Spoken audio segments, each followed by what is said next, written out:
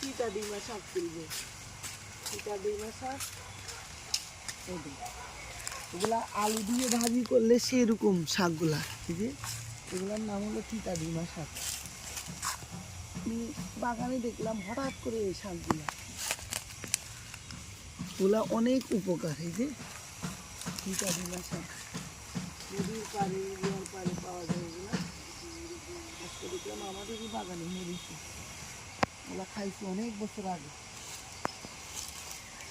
তা খাওয়া হবে। তোরা এগুলা খাইস না না, আলু দিয়ে ভাজি করে তিতা ডিমা শাক।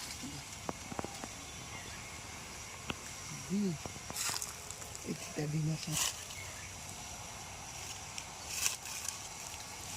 ভয় লাগে, এখানে সব জঙ্গল হয়ে গেছে।